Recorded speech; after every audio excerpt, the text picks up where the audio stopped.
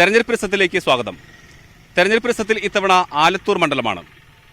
സംസ്ഥാനത്തെ ഏറ്റവും ശ്രദ്ധേയമായ മണ്ഡലങ്ങളിലൊന്നായി ആലത്തൂർ മാറിക്കഴിഞ്ഞു. ഇടതുപക്ഷത്തിന്റെ ഉറച്ചുകോട്ടയെന്ന് കരുതുന്ന ആലത്തൂരിൽ ഇത്തവണ കടുത്ത പോരാട്ടമാണ് നടക്കുന്നത്. മണ്ഡലത്തിലെ സ്ഥാനാർത്ഥികളുടെ വിശേഷങ്ങൾ അറിയാം തെരഞ്ഞെടുപ്പ് രസത്തിൽ.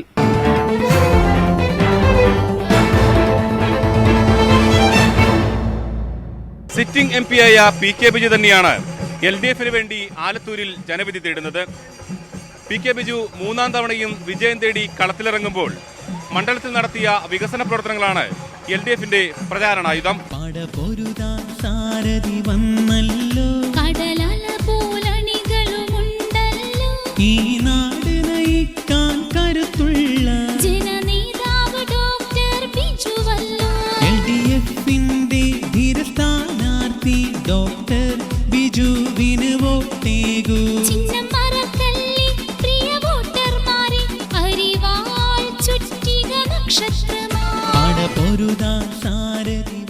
ഞാൻ മത്സരിച്ചപ്പോഴൊക്കെ ചരിത്ര ഭൂരിപക്ഷം നൽകിയാണ് ഇന്ത്യൻ പാർലമെന്റിലേക്ക് നിങ്ങൾ എന്നെ തിരഞ്ഞെടുത്തത്.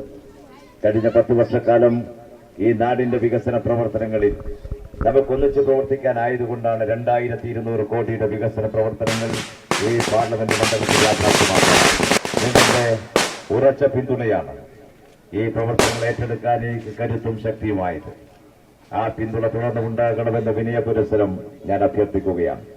പാർലമെന്റ് തെരഞ്ഞെടുപ്പ് ഒരു രാഷ്ട്രീയ പോരാട്ടമാണ്. ഈ രാജ്യത്തെ മതനിരപേക്ഷതയും ജനാധിപത്യവും നിലനിർത്താൻ ഇടതുപക്ഷത്തിനൊപ്പം നിൽക്കണമെന്നാണ് ഇടതുപക്ഷ ജനാധിപത്യ മുന്നണി നിങ്ങളോട് അഭ്യർത്ഥിക്കുന്നത്. 5 വർഷക്കാലം രാജ്യം ഭരിച്ച മോദി ഗവൺമെന്റ് സർവ്വമേഖലകളിലും സർവനാശമുണ്ടാക്കിയിരിക്കുകയാണ്.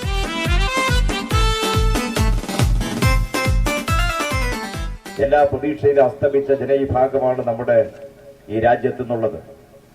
അവരുടെ പ്രതിഷേധം ഈ തെരഞ്ഞെടുപ്പിൽ പ്രതിഫലിക്കാൻ പോവുകയാണ്.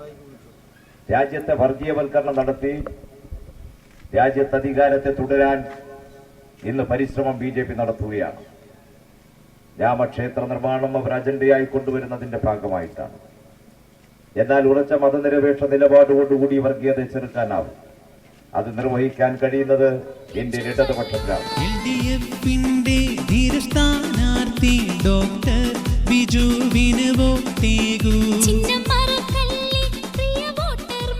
ഈ നാടിനെ സംരക്ഷിക്കാനുള്ള പോരാട്ടത്തിന് ഇടതുപക്ഷത്തോടൊപ്പം നിങ്ങൾ ഏവരും അണിചേരണമെന്ന് വിനയപൂർവ്വം അഭ്യർത്ഥിച്ചുകൊണ്ട് ഇടതുപക്ഷ ജനാധിപത്യ മുന്നണി സാരഥിയായി ഇന്ന് ചുറ്റികരിവാൾ നക്ഷത്ര മലയാളത്തിൽ പരമാവധി വോട്ടുകൾ സമാഹരിച്ച് ആലത്തൂർ പാർലമെന്റ് മണ്ഡലം ഇടതുപക്ഷത്തിന്റെ കോട്ടയാണെന്ന് ഒരിക്കൽ കൂടി തെളിയിക്കുന്ന ചരിത്ര വിജയം ഇവിടെ നേടിയെടുക്കണമെന്ന വിനയ പുരസ്സരം അഭ്യർത്ഥിച്ചുകൊണ്ട് എനിക്ക് നൽകിയ സ്നേഹോഷ്പളമായ വരവേൽപ്പിന് ഹൃദയത്തിന്റെ ഭാഷയിൽ നന്ദി പ്രകാശിപ്പിച്ചുകൊണ്ട് ഞാൻ എന്റെ വാക്കുകൾ ചുരുക്കുന്നു.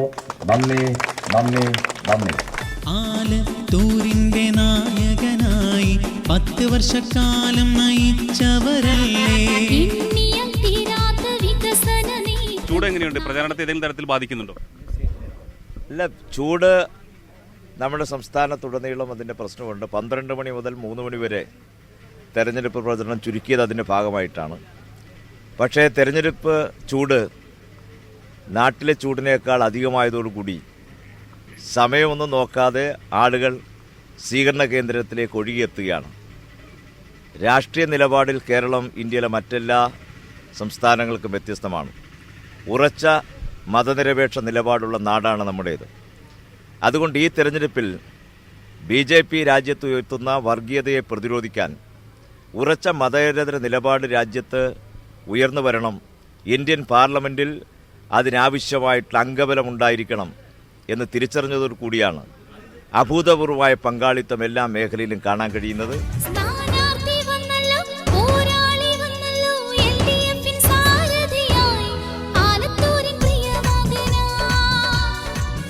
നെന്മാറ നിയോജക മണ്ഡലത്തിലുള്ള സ്ഥലങ്ങളിലൂടെയാണ് അദ്ദേഹത്തിന്റെ പ്രചാരണം നൽകുന്നത്. നമ്മളോടൊപ്പം സ്ഥാനാർത്ഥി കൂടി ചേരുന്നുണ്ട്. എങ്ങനെയുണ്ട് പ്രചാരണം? ആവേശകരമായിട്ടുള്ള പ്രത്യഭിവാദ്യങ്ങൾ ഓരോ പ്രദേശത്തും ഉണ്ടായിക്കൊണ്ടിരിക്കുന്നു. ഇത് ഇതുവരെയില്ലാത്ത തെരഞ്ഞെടുപ്പിൽ പ്രകടമായിട്ടുള്ള ദൃശ്യങ്ങളാണ്.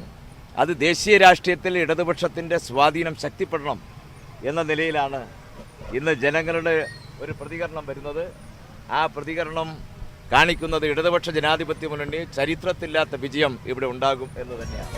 വോട്ട് ചെയ്യൂ നാട്ടുകാരെ, ഉമ്മ സോദരരെ, ഡോക്ടർ പി കെ ബിജുവിന് നിങ്ങൾ. ആലത്തൂരിൽ ഇത്തവണ അട്ടിമറി വിജയം ഉണ്ടാവുന്നതാണ് UDF-ന്റെ അവകാശവാദം. അതിനെ എങ്ങനെ കാണുന്നു? എല്ലാ തെരഞ്ഞെടുപ്പിലും UDF അട്ടിമറി വിജയം പ്രവചിക്കുന്നുണ്ട്. അത് വോട്ടെണ്ണുന്ന സമയം വരെയുള്ളൂ. അതിനുശേഷം ഇടതുപക്ഷ ജനാധിപത്യ മുന്നണിയുടെ വിജയം ഭൂരിപക്ഷത്തോടു കൂടിയുള്ളതാകുമ്പോൾ ആ പ്രചരണം അവസാനിക്കും. പ്രധാനമായി മണ്ഡലത്തിൽ ഉയർത്തുന്ന വിഷയങ്ങൾ എന്തെല്ലാമാണ്? ഇടതുപക്ഷ ജനാധിപത്യ മുന്നണിയുടെ സാരഥിയായി 2009-ലും 2014-ലും ഞാൻ തിരഞ്ഞെടുക്കപ്പെട്ടിരുന്നു. ഈ 10 വർഷം നടത്തിയിട്ടുള്ള വികസന പ്രവർത്തനങ്ങളുടെ തുടർച്ചയാണ് ജനങ്ങളോട് വോട്ട് ചെയ്യാൻ അഭ്യർത്ഥിക്കുന്ന പ്രധാനപ്പെട്ട സംഗതി. അതുപോലെ 1000 ദിവസം കേരളത്തിലെ ഇടതുപക്ഷ ജനാധിപത്യ മുന്നണി നടത്തിയ ക്ഷേമ പ്രവർത്തനങ്ങൾ ജനങ്ങൾക്ക് വലിയ അംഗീകാരവും ഇടതുപക്ഷ ജനാധിപത്യ പ്രസ്ഥാനത്തോട് വിശ്വാസ്യതയും വർദ്ധിപ്പിച്ചിരിക്കുകയാണ്. മുമ്പ് 5 വർഷം ഉണ്ടായിരുന്ന UDF ഗവൺമെൻറ് നാട് കൊള്ളയടിക്കുകയും ജനങ്ങളുടെ ജീവിതം ദുസ്സഹമാക്കുകയും ക്ഷേമ പെൻഷനുകൾ പോലും 1 വർഷത്തെ കുടിശ്ശിക വരുത്തുകയും ചെയ്തപ്പോൾ ഇടതുപക്ഷ ജനാധിപത്യ മുന്നണി ഈ പെൻഷൻ തുക ഇരട്ടിയാക്കുക മാത്രമല്ല അത് മുൻകൂട്ടി കൈ കൊടുക്കുന്ന നടപടി സ്വീകരിച്ച് അവരുടെ വിശ്വാസ്യത കൂടുതൽ ആർജിക്കുകയും ചെയ്തിരിക്കുകയാണ്. ഇതിനിടയിൽ ചില വിവാദങ്ങളുണ്ടായി. അതായത് UDF സ്ഥാനാർത്ഥിക്കെതിരെ പാർട്ടി വിവാദം ഉൾപ്പെടെയുള്ള കാര്യങ്ങൾ, അത് ഏതെങ്കിലും തരത്തിൽ ദോഷകരമാകുമെന്ന് കരുതുന്നുണ്ടോ? അല്ല, പാർലമെന്റ് തെരഞ്ഞെടുപ്പിൽ വിവാദത്തിനൊക്കെ ചെറിയ പ്രാധാന്യമുള്ളൂ. പാർലമെന്റ് തെരഞ്ഞെടുപ്പിൽ നമ്മൾ പ്രതിദാനം ചെയ്യുന്ന രാഷ്ട്രീയമാണ് അവിടെ പ്രധാനം. ഇന്ത്യൻ പാർലമെന്റിൽ രാജ്യത്ത് BJP ഉയർത്തുന്ന ഭീഷണി എങ്ങനെ മറികടക്കാനാവും? മതനിരപേക്ഷ നിലപാട് ഉയർത്തിപ്പിടിക്കാൻ നിങ്ങൾക്കാകുമോ? ഇവിടെ നിന്ന് ജയിച്ചാൽ BJPയുടെ ചാക്കുവിട്ടുപിടുത്തത്തിന് രക്ഷപ്പെടാൻ കഴിയുമോ? രാജ്യത്ത് അഴിമതിയില്ലാത്തൊരു ഭരണം സൃഷ്ടിക്കാൻ കഴിയുമോ? ഇതൊക്കെയാണ് ജനങ്ങൾ വിലയിരുത്തുന്നത്. ആ വിലയിരുത്തലിന്റെ അടിസ്ഥാനത്തിലാണ് അവർ വോട്ട് ചെയ്യുന്നത്.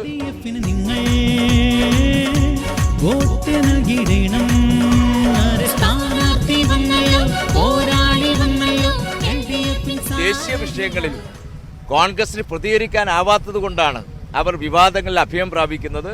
അത് അവർക്ക് ഇപ്പം നിലവിൽ ലഭിച്ചുകൊണ്ടിരിക്കുന്ന വോട്ടുകൾ പോലും ലഭിക്കാത്ത സ്ഥിതിയായിരിക്കും ഈ പാർലമെന്റ് മണ്ഡലത്തിൽ ഉണ്ടാക്കുക. അതാണ് PK ബിജുവിന് പറയാനുള്ളത്. മണ്ഡലത്തിൽ ഉണ്ടായിട്ടുള്ള വിവാദങ്ങളൊന്നും തന്നെ പ്രചാരണത്തെയോ തന്റെ വിജയസാധ്യതയോ ബാധിക്കില്ല എന്ന് അദ്ദേഹം ആത്മവിശ്വാസം പ്രകടിപ്പിക്കുന്നു. പ്രധാനമായും കഴിഞ്ഞ 10 വർഷമായി അദ്ദേഹം മണ്ഡലത്തിൽ നടത്തിയിട്ടുള്ള വികസന പ്രവർത്തനങ്ങൾ ഉയർത്തിക്കാണിക്കുന്നു. അതോടൊപ്പം കേന്ദ്രത്തിൽ BJPയെ പുറത്താക്കേണ്ടതിന്റെ ആവശ്യകത ചൂണ്ടിക്കാട്ടിയും പ്രചാരണത്തിലെ വിഷയമാണ്. വലിയ ആത്മവിശ്വാസം തന്നെയാണ് ഉള്ളത്. 3ാം തവണയും മണ്ഡലത്തിനെ പ്രതിനിധീകരിച്ച് മണ്ഡലത്തിൽ ഉയർന്ന മികച്ച വിജയം നേടാൻ കഴിയുമെന്ന ആത്മവിശ്വാസം സ്ഥാനാർത്ഥിയും മുന്നണിയും പങ്കുവെക്കുന്നു.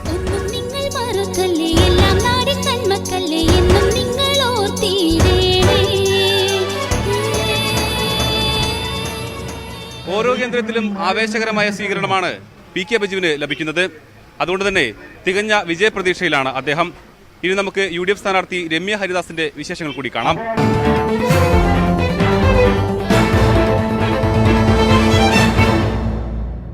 ആലത്തൂരിൽ യൂത്ത് കോൺഗ്രസിന്റെ അഖിലേന്ത്യാ കോർഡിനേറ്ററും കുന്നമംഗലം ബ്ലോക്ക് പഞ്ചായത്ത് പ്രസിഡന്റുമായ രമ്യ ഹരിദാസാണ് സ്ഥാനാർത്ഥി. മണ്ഡലത്തിലെ വികസന പ്രശ്നങ്ങൾ വിഷയമാക്കി പ്രചാരണം നടത്തുന്ന ഇവർ തികഞ്ഞ ആത്മവിശ്വാസത്തിലാണ്. ആലത്തൂർ മണ്ഡലം തന്നിൽ കൈപ്പത്തി ചിഹ്നമുയർന്നേ, നാടും ജനമേറെ കൊതിച്ച UDF സാരഥി വന്നേ.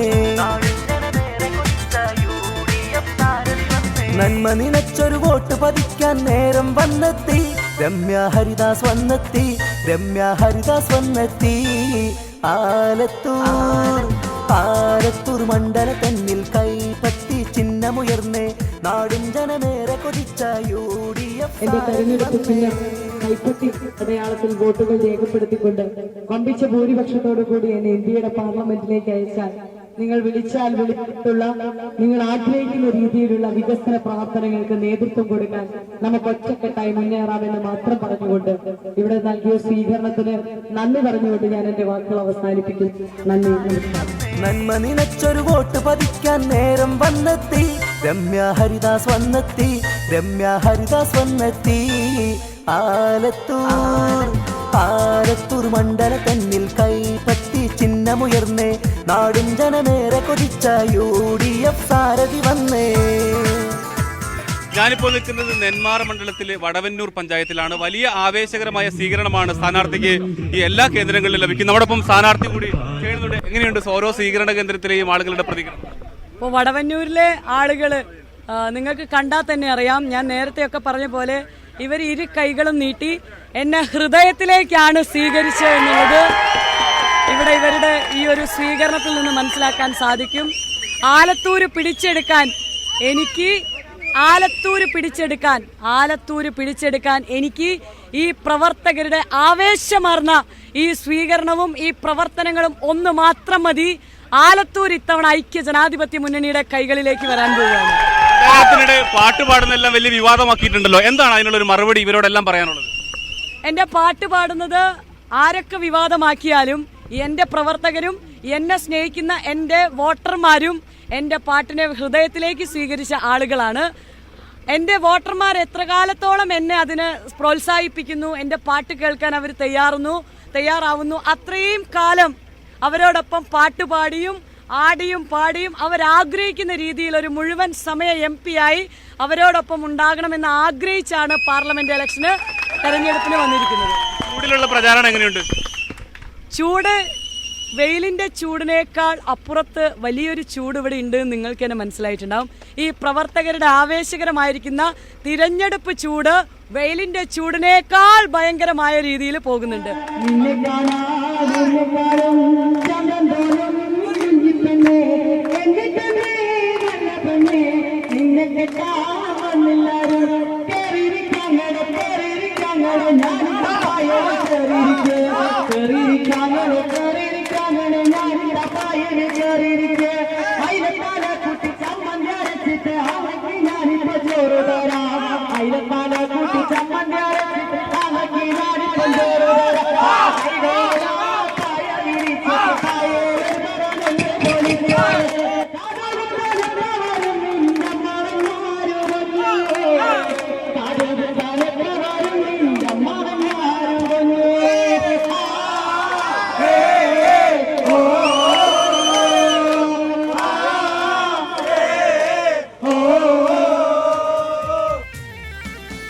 കാലമതേറെ കടന്നിട്ടും ഒരു വികസനം ഇവിടെ കണ്ടില്ല.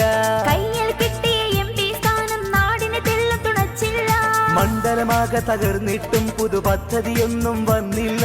വോട്ട് പതിച്ച ജനങ്ങളെ സങ്കടം കേൾക്കാൻ തെല്ലും ശ്രമിച്ചില്ല. മാറേണം ഈ സ്ഥിതിയൊന്ന്. വലിയ ആവേശമാണ് രമ്യ ഹരിദാസിന്റെ ഓരോ പ്രചാരണ കേന്ദ്രങ്ങളിലും നമുക്ക് കാണാൻ കഴിയുന്നത്. നമ്മളോടൊപ്പം ഇപ്പോൾ സ്ഥാനാർത്ഥി കൂടി ചേരുന്നുണ്ട്. രമ്യ, എങ്ങനെയുണ്ട് ആളുകളുടെ പ്രതികരണം? വലിയ ആവേശത്തിലാണ്. നമുക്കറിയാം അവര് നമുക്ക് തിരിച്ച് കൈ വീശുന്നത് കണ്ടാലേ അറിയാം നമുക്കുള്ള വോട്ടാണെന്ന്. അത്രയും ഉറപ്പിച്ചാണ് വോട്ട് തന്നു പോകുന്നത്. എന്താണ് പ്രധാനമായും മണ്ഡലത്തിലെ ആളുകളോട് പറയാനുള്ളത്?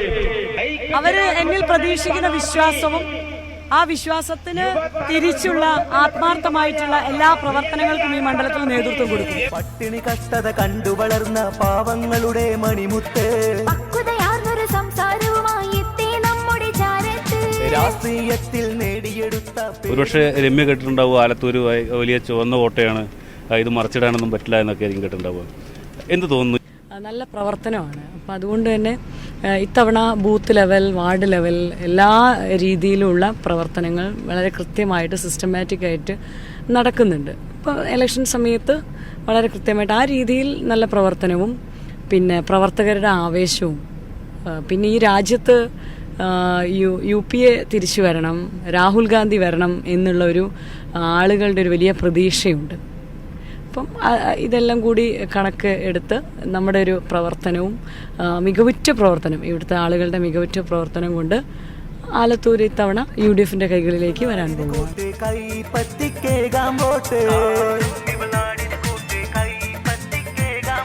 സേവന പാതയിലേറെ മികച്ചൊരു സോദരി വന്നെത്തി. എന്തെല്ലാം കാര്യങ്ങളാണ് ഈ മണ്ഡലത്തിൽ ചർച്ചയാക്കുന്നതും ആളുകൾ പറയുന്നതും? ആളുകളടുത്ത് ചില സമയത്തൊക്കെ ചെല്ലുന്ന സമയത്ത് കുടിവെള്ള പ്രശ്നങ്ങൾ നമ്മളെടുത്ത് പറയുന്നുണ്ട്. ഇപ്പോൾ പ്രളയം നടന്ന പ്രദേശം ചെല്ലുന്ന സമയത്ത് അതുമായി ബന്ധപ്പെട്ട കുറേ കാര്യങ്ങളാണ് പറയുന്നത്. ഒരു പരിധിവരെ അതൊക്കെ ചെയ്തു കൊടുക്കാൻ പറ്റുന്ന കാര്യങ്ങളുമുണ്ട്. ചില കാര്യങ്ങളൊക്കെ വലിയ പ്രോജക്റ്റായിട്ട് വെക്കേണ്ട പ്രോജക്റ്റുകളുണ്ട്. അപ്പോൾ അത് രണ്ട് തരം തിരിച്ച് നമുക്ക് ഏറ്റെടുക്കാൻ പറ്റുന്ന പദ്ധതികളാണ്.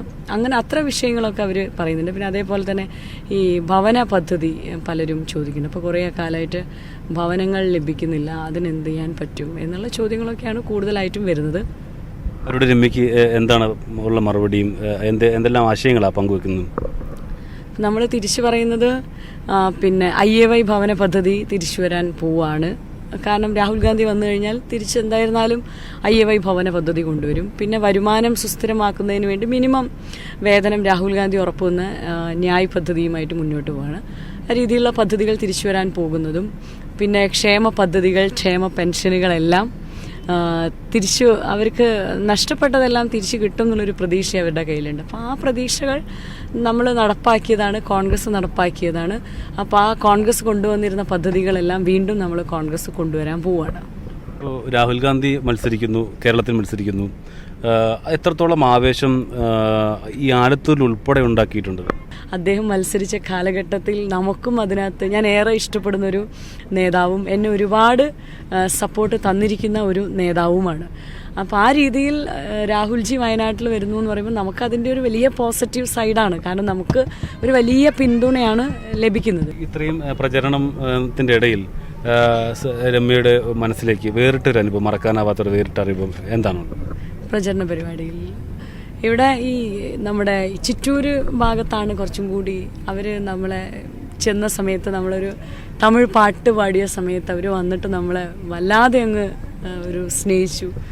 അത് നമുക്ക് ഒരു ഹൃദയസ്പർശിയായി. കാരണം അവരും ആ ഒരു പാട്ട് നമ്മൾ പെട്ടെന്ന് പാടുമെന്നൊന്നും പ്രതീക്ഷിച്ചിട്ടല്ല അവർ നിന്നിരുന്നത്. പക്ഷേ തമിഴ് പാട്ട് പാടിയപ്പം എല്ലാവരും കൂടി ഓടി വന്ന സമയത്ത് അവരുടെ ഒരു പ്രത്യേകമായിരിക്കുന്ന ഒരു സ്നേഹം നമുക്ക് മനസ്സിലാക്കാം. രമ്യ ഹരിദാസ് വന്നെത്തി, രമ്യ ഹരിദാസ് വന്നെത്തി. ആലത്തൂർ മണ്ഡല തന്നിൽ കൈപ്പറ്റി. മുൻ തെരഞ്ഞെടുപ്പുകളേക്കാൾ കൂടുതൽ ജനപിന്തുണ ഇത്തവണ ലഭിക്കുന്നുണ്ട് എന്നാണ് UDF സ്ഥാനാർത്ഥി വ്യക്തമാക്കുന്നത്. അതുകൊണ്ട് തന്നെ തികഞ്ഞ പ്രതീക്ഷയിലാണ് രമ്യ ഹരിദാസ്. ഇനി നമുക്ക് NDA സ്ഥാനാർത്ഥിയുടെ വിശേഷങ്ങൾ കൂടി കാണാം. NDAക്ക് വേണ്ടി BDJസിലെ TV ബാബുവാണ് ആലത്തൂരിൽ മത്സരിക്കുന്നത്. കഴിഞ്ഞ തവണ 87,000-ലധികം വോട്ട് നേടിയ NDA ഇത്തവണ കരുത്ത് തെളിയിക്കുമെന്ന ആത്മവിശ്വാസത്തിലാണ്. അക്രമങ്ങൾ നടമാടുന്നൊരു ദൈവത്തിന്റെ നാടാണേ, കർഷകർ ജീവനൊടുക്കി പോരണ നാടാണേ. സോളാറിൻ അഴിമതി കാട്ടി കോടികൾ മുക്കിയ കള്ളന്മാർ ഒരു നാണവും കൂടാതെ ഭരിച്ചൊരു നാടാണേ. കൊല്ലും കലവിളിയും നടമാടിയ മണ്ണാണേ, ഇരുപക്ഷക്കാരെന്നും ഒരാളായി പ്രാപ്തനായ ഒരു ജനപ്രതിനിധിയായി ഞാനുണ്ടാകും. നിങ്ങളിവിടെ നൽകിയ ഊഷ്മളമായ സ്വീകരണത്തിന് ഹൃദയത്തിൻ്റെ ഭാഷയിൽ നന്ദി രേഖപ്പെടുത്തിക്കൊണ്ട് നിങ്ങളുടെ വിലയേറിയ സമ്മതിദാനാവകാശം കുടം അടയാളത്തിൽ രേഖപ്പെടുത്തി വമ്പിച്ച വിജയം സമ്മാനിക്കണമേ എന്ന് നിങ്ങളോട് ഒരിക്കൽ കൂടി വിനയപൂർവ്വം അപേക്ഷിക്കുന്നു.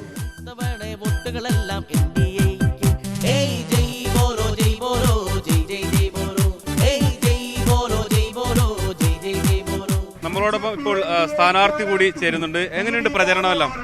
പ്രചരണം ചൂട് പിടിച്ചു വരുന്നു. പാലക്കാടും ചൂടിനൊപ്പം ശക്തമായ തെരഞ്ഞെടുപ്പ് ചൂടിലേക്ക് പ്രവേശിച്ചിട്ടുണ്ട്. ഇന്നലെ മുതൽ ശക്തമായ പ്രചരണമായി. ആളുകളുടെ ഒരു പ്രതികരണം നമ്മളൊരു ആത്മവിശ്വാസം വർദ്ധിപ്പിക്കുന്നതാണോ? തീർച്ചയായിട്ടും അവരൊരു മാറ്റം ആഗ്രഹിക്കുന്നവർ ധാരാളമായിട്ട് അഭിപ്രായം പറഞ്ഞിട്ടുണ്ട്. പ്രധാനമായും എന്തെല്ലാം കാര്യങ്ങളാണ് ഇവിടെ മണ്ഡലത്തിൽ ഉന്നയിക്കുന്നത്? മണ്ഡലത്തിൽ പ്രധാനമായും നമ്മളെ കുരിയാർകുറ്റി കാരാപ്പാറ ഹൈഡ്രോ ഇലക്ട്രിക് പ്രോജക്റ്റിനാണ്. TM ജേക്കബ് മന്ത്രിയായിരിക്കുമ്പോൾ 10 കോടി രൂപ വകയിരുത്തി അത് ഒരു പാഴ്ചെലവ് പോലെയായിട്ട് നിൽക്കുക. എല്ലാ അനുമതിയും ഉണ്ടായി, പക്ഷെ അത് എന്തുകൊണ്ട് മുന്നോട്ട് പോയിട്ടില്ല. അതിന് ഒരു വിശദീകരണം കൊടുക്കാൻ ഞാനിത് തുടക്കം മുതൽ ഉന്നയിക്കുന്നതാണ്.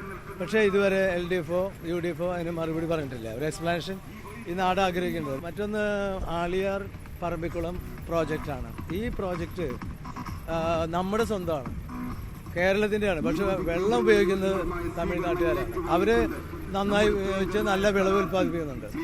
അപ്പോൾ നമ്മളിവിടെ അതിൻ്റെ റൈറ്റ് ബാങ്ക് തുറന്നാലും ലെഫ്റ്റ് ബാങ്ക് തുറന്നാലും ഒന്നുകിൽ ചിറ്റൂരിലെ കൃഷിക്കാർക്ക് ശത്രുതയാകും, അല്ലെങ്കിൽ നെന്മാറക്കാർക്ക് ബുദ്ധിമുട്ടാകും. ഇവിടുത്തെ കുടിവെള്ള പ്രശ്നവും ജലസേചന പ്രശ്നവും പരിഹരിക്കുക എന്നുള്ളതാണ് പ്രധാനമായും വലിയ പ്രശ്നമാണ്.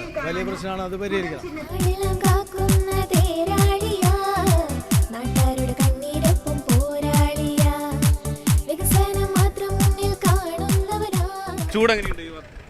ഇന്ന് വളരെ ശക്തമായ ചൂടാണ്. ചിലപ്പോൾ എനിക്ക് എൻ്റെ സഹപ്രവർത്തകരോട് പറയാനുള്ളത് അവർ സ്വയം രക്ഷിക്കണം. കാരണം നമുക്ക് ഉപദേശിച്ച് മാറ്റാൻ കഴിയില്ല. ഓസോൺ പാളിയുടെ പ്രശ്നം കാരണം അതുവഴി ഒരു റേസ് കടന്നു വന്നാൽ അത് ആരുടെ ദേഹത്ത് ഏത് സമയത്ത് കൊണ്ടാലും പൊള്ളിയിരിക്കും. ചിലപ്പോൾ അത് മാരകമായ വിധത്തിലുള്ള അളവിലാണ് വരുന്നതെങ്കിൽ. പ്രചാരണത്തിൽ എന്തെങ്കിലും ക്രമീകരണങ്ങൾ വരുത്തിയിട്ടുണ്ടോ? ഞാൻ എന്ത് ക്രമീകരണം? ഒരു പുലയൻ്റെ മകനാണ്. അതുകൊണ്ട് വെയിലിനൊക്കെ എൻ്റെ അപ്പനപ്പൂപ്പന്മാർ വേദിച്ചിട്ടുണ്ട്. പക്ഷേ ആരോ പറഞ്ഞൊരു ഓസോൺ പാളിയൊന്നും അന്ന് പ്രശ്നം ഉണ്ടാക്കിയില്ല. അന്ന് പരിസ്ഥിതി ഇത്ര മലിനമായിരുന്നില്ല. അതുകൊണ്ട് പ്രശ്നം രൂക്ഷമാണ്, എങ്കിലും ആത്മധൈര്യമുണ്ട്.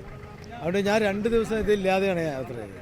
ഈ കൂടുതൽ കർഷകരും കർഷക തൊഴിലാളികളും എല്ലാം ഉള്ള ഒരു മണ്ഡലമാണ് ആലത്തൂർ. അപ്പം അവരുന്നയിക്കുന്ന പ്രധാന ആവശ്യങ്ങൾ എന്താണ്? ഈ കർഷകർ ഉന്നയിക്കുന്നത് ജലസേചന പ്രശ്നമാണ്. പിന്നെ വിത്തിന് നെല്ല് സംഭരിച്ചു, കൃഷിമന്ത്രി കാശ് കൊടുത്തില്ല. ഇപ്പോൾ നെല്ല് സംഭരിക്കുന്നുണ്ട്, ആ സംഭരണത്തിന് വില കിട്ടുന്നത് വളരെ മാസങ്ങൾ വൈകിയ. അപ്പോൾ ഇവർ കൊടുത്തു തീർക്കേണ്ട ഇൻട്രസ്റ്റ് വളരെ കൂടുതലാണ്. കടമെടുത്തിട്ടാണ് ഇത് ചെയ്യുക. ഞാൻ ഒരു കാര്യം ഇവിടെ പറയാം. ഞാൻ ഗ്രാമപഞ്ചായത്തിൻ്റെ പ്രസിഡൻ്റായിരിക്കുമ്പോൾ ഈ നെല്ല് കോൾപ്പടവിൽ നിന്ന് സംഭരിക്കുന്ന നെല്ലിന് വില കൊടുത്തിട്ട് ഗവൺമെൻറ്റിൽ നിന്ന് പണം കിട്ടുന്നത് വരെയുള്ള ഇടക്കാലയളവിലെ പലിശ അത് പഞ്ചായത്ത് പ്ലാൻ ഫണ്ടിൽ നിന്ന് വകയിരുത്തി കൊടുത്തു. അങ്ങനെ വേണമെന്ന് വെച്ചാൽ നമുക്ക് കൃഷിക്കാരെ സഹായിക്കാം. ഇതിനൊക്കെ ഗവൺമെൻറ്റിനെ ആശ്രയിക്കാനും അതിന് മുകളിലുള്ളവരിൽ നിന്ന് ഭിക്ഷ അയക്കാനും നിൽക്കാതെ തദ്ദേശ ഭരണ സ്ഥാപനങ്ങൾക്ക് ഇതിൽ ഫലപ്രദമായി ഇടപെടാം. അത് തെളിയിച്ചൊരു പഞ്ചായത്താണ് എൻ്റേത്. കർഷകരുടെ ഒരു വലിയ പിന്തുണ ഉണ്ടോ? എങ്ങനെയാണ്? തീർച്ചയായിട്ടും കിട്ടും. പിന്നെ എന്നെ അറിഞ്ഞു വരുന്നേ ഉള്ളൂ. എന്നെ അറിഞ്ഞാൽ പിന്നെ ഇതുപോലെ സമരം ചെയ്തിട്ടില്ല, ഇതുപോലെ സേവനം ചെയ്തിട്ടില്ല. എനിക്ക് പറയാനുള്ളത്, പലരും പറയുന്നുണ്ട് സിറ്റിംഗ് MP ആണ് ഞാൻ, കുന്നമംഗലം ബ്ലോക്ക് പഞ്ചായത്തിൻ്റെ പ്രസിഡൻ്റാണെന്ന് എൻ്റെ സഹോദരിയും പറയുന്നുണ്ട്. പക്ഷേ എനിക്ക് പറയാനുള്ളത്, 1 രൂപ നഷ്ടപ്പെടുത്തിയിട്ടില്ല. അത് എന്താ പറയുക, ഏറ്റവും മികച്ച തദ്ദേശ ഭരണ സ്ഥാപനങ്ങൾ ചാഴൂരും അന്തിക്കാട് ബ്ലോക്കും ഇടം പിടിച്ചു. അത് ഈ എളിയ പ്രവർത്തനത്തിന് കൂട്ടായ്മ സൃഷ്ടിച്ചതിൻ്റെ ഒരു മെച്ചമാണ്. എൻ്റെ മാത്രമല്ല, അതിനോടൊപ്പം കോപ്പറേറ്റ് ചെയ്ത ഉദ്യോഗസ്ഥന്മാരും. ഒരു കാര്യം ഞാൻ പറയാം, പണിയെടുക്കാത്തവരെ ശിക്ഷിക്കണം, അല്ലാണ്ട് അവരെ സൂചിപ്പിച്ചിട്ട് കാര്യമില്ല. ആ നിലയിലാണെങ്കിൽ 3 പേരെ 6 മാസത്തേക്ക് അവർ ഇൻക്രിമെൻറ്റ് തടഞ്ഞു വെച്ചുകൊണ്ട് 6 മാസം സസ്പെൻഡ് ചെയ്ത് ഞാൻ പുറത്താക്കി. അതൊക്കെ ചാഴൂർ പഞ്ചായത്ത് പ്രസിഡൻ്റായിരിക്കുമ്പോൾ ഇന്ന് ചെയ്ത പ്രവൃത്തിയാണ്. പക്ഷെ അതുകൊണ്ട് എന്തുണ്ടായെന്ന് വെച്ചാൽ ഭാവിയിൽ അവരെല്ലാവരും എന്നെ അനുസരിക്കാനും അത്യാവശ്യം നല്ലതാണ് മനുഷ്യത്വം കാണിക്കാനും അവസാനം ഞങ്ങൾ ഒന്നിച്ച് ടൂറ് പോയിട്ടാണ് എൻ്റെ ഭരണം അവസാനിപ്പിക്കുന്നത്. ആശ്വാസ കൈത്താങ്ങായി എന്നും നിന്നിടും അഴിമതിയെ തച്ചു തകർത്തു നാടിനെ രക്ഷിക്കും. മോദി സർക്കാരിന്റെ ഭരണത്തുടർച്ച ആവശ്യപ്പെട്ടുകൊണ്ടാണ് NDA സ്ഥാനാർത്ഥിയുടെ പ്രചാരണം.